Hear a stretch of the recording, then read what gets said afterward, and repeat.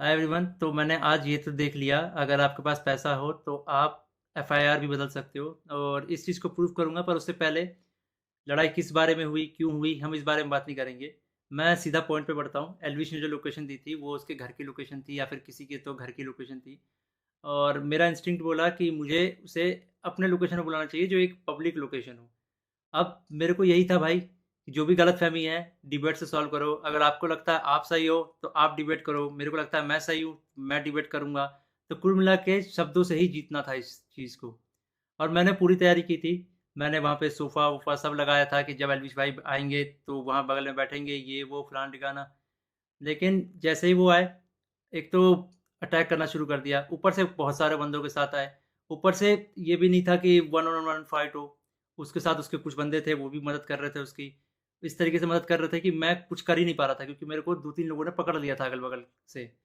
अब जब लड़ाई हुई, लड़ाई के बीच में ही एल्विश ने मेरे को लगभग ये अपने घुटनों से नाक पे मारा, कई बार हाथों से मेरे सिर्फ़ मुँह पे मारा।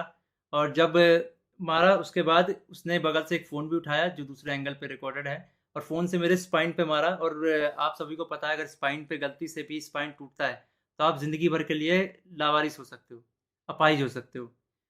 तो उसके बावजूद उसने मारा-मारा, और उसके बाद उसने क्या किया, जान से मारने की धमकी भी दे दी। अब जान से मारने की धमकी 1-2 बार नहीं दी, मल्टीपल टाइम्स दी। कम से कम जितना मुझे पता है 3 बार तो दी ही थी उसने धमकी जान से मारने की। और ऑफ कैमरा भी उसने कई बार जान से मारने की धमकी दी। अब ये सब होने के बाद जब लड़ाई-वड़ाई ख़त्म हो गई, तो उसके बाद वो वापस जा रहे थे, तो वो जो बंदे लाया था उनमें से कुछ बंदे मेरे को, मतलब होता है ना एक प्यार से धमकाने वाला सीन, कि भाई सॉरी बोल दे, क्यों ले रहा है पंगे, ये वो। भाई मैं तो अपने चीज़ों पे अटल था। मैंने बोला मैं सॉरी तो नहीं बोलूँगा, क्योंकि मैंने गलती तो की नहीं है। उसके बाद एल्विश ने भी थोड़ा ट्राई किया था सॉरी बुलवाने के लिए, लेकिन मैंने उसको भी सॉरी नहीं बोला। और ये सब जब हुआ, तो शुरू में मेरे को लगा मेरे को सिर्फ़ यहाँ चोट आई है, क्योंकि मेरे को कहीं पे भी दर्द फ़ील नहीं हो रहा था। तो मेरे को शुरू-शुरू में सिर्फ़ यहाँ चोट आई। उसके बाद 1 डेढ़ घंटे बाद मेरे को यहाँ पे दर्द होना शुरू हुआ, और फिर 2 से 3 घंटे बाद मेरे पूरे स्पाइन में दर्द होना शुरू हुआ, और इस तरीके से हुआ कि मैं सो ही नहीं पाया। सुबह 4 बजे मैंने सोने का ट्राई किया था, मैं दोस्त के घर साकेत गया हुआ था। मैंने सोने का ट्राई किया, अनफॉर्चुनेटली मैं दर्द से सो ही नहीं पाया। उसके बाद हम जब दर्द हो रहा था तो हम गए वहाँ पे मैक्स हॉस्पिटल साकेत के, मेडिकल निकलवाने। तो उन्होंने मना कर दिया, विदाउट एफआईआर नहीं होगा। तो मेरा यही था, मेरा दिमाग शॉक में था, एफआईआर हमने की नहीं थी। फिर हमने डिसाइड किया कि दोपहर के 12 बजे के आसपास हम एफआईआर करेंगे लॉन्च, और उसके बाद मेडिकल करवा लेंगे पुलिस की मदद से ही। तो हम गए एफआईआर करने। अब जब एफआईआर करने गए, तो हमने पूरा बता दिया कि भाई ये सेक्शन लगाना है, अटेम्प्ट टू मर्डर है, साफ-साफ दिख रहा है। तो वो जो एसएचओ थे, उन्होंने बहुत अच्छे से बात की। उसके बाद एसएचओ अपने इंस्पेक्टर के फ़ोन में कॉल करते हैं, बोलते हैं कि पूरा इसको ना पब्लिक मत करना, गुप्त तरीके से रखना, हम लोग गुप्त तरीके से लड़ेंगे। मेरे को तभी डाउट था कि एफआईआर को दबाने की कोशिश की जाएगी, और वही हुआ। अभी मैंने एक आर्टिकल पढ़ा जिसमें एल्विश के ऊपर एक भी वो सेक्शन नहीं लगा जो मैंने एफआईआर में लिखवाई थी। अटेम्प्ट टू मर्डर का एक भी सेक्शन नहीं है उसमें। तो कुल मिला के मैं क्या समझूँ, अगर आपके पास पैसा हो तो आप एफआईआर भी बदल सकते हो। मतलब हरियाणा में इस तरीके से गुंडागर्दी चल रही है कि एक बंदा आता है, मारता है, और उसके खिलाफ कोई एक्शन नहीं होता। उसको पुलिस पकड़ के लेके नहीं जाती। यहाँ पे इस बात को 24 घंटे हो चुके हैं, और वो बंदा अभी हँस रहा होगा कि उसको कोई पकड़ के नहीं ले गया, उसको फ़र्क ही नहीं पड़ा होगा। मैं हरियाणा के सीएम खट्टर जी से रिक्वेस्ट करना चाहूँगा कि इस गुंडे एलविश यादव को अरेस्ट करवाओ।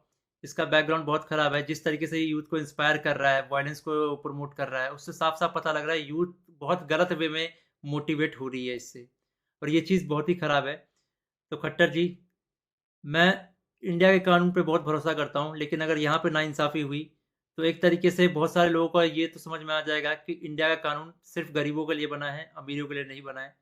तो मैं नहीं चाहता कि ये कानून भी, ये एफआईआर भी दब जाए। और साफ-साफ पता लग रहा है दबाने की कोशिश की जा रही है इस एफआईआर को। अगर ये एफआईआर दबता है तो ये इंडिया के कानून की हार है।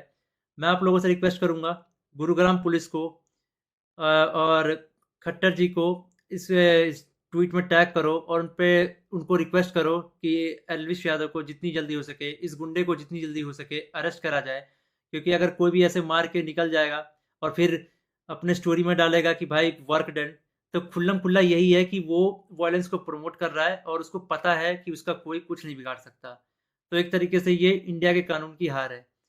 तो अभी जो मैं एफआईआर लिखवा के आया था, मुझे उसकी कॉपी भी नहीं मिली और मुझे लगता है मिलेगी भी नहीं। बोला तो वैसे सुबह मिल जाएगी, लेकिन आई डोंट थिंक सो, क्योंकि आर्टिकल में साफ-साफ दिख रहा है कि एफआईआर के जो सेक्शन है वो बहुत अलग किए गए हैं। तो इंडिया के कानून का मज़ाक ना बने, तो आप लोगों से एक आखिरी बार रिक्वेस्ट है, सीएम खट्टर जी को गुरुग्राम पुलिस के ऊपर टैक्स अटैक किया जाए, ताकि ये मामले को वो लोग सीरियसली ले। इन द एंड अगर इस बीच में मुझे कुछ भी होता है, मेरे पे कोई भी जानलेवा हमला होता है, इसका ज़िम्मेदार एल्विश यादव होगा या फिर उसके दोस्त होंगे या फिर गुरुग्राम पुलिस होगी जिसने मेरे एफआईआर को पूरा का पूरा बदल दिया और पता नहीं क्या एफआईआर लिख दिया। और ये ये इंडियन कानून की बेइज्जती है, ये तो मैंने देख लिया। कुछ नहीं भाई, अगर तुम्हारे पास पैसा हो तो कुछ भी कर सकते हो, ये तो मैंने देख लिया भाई।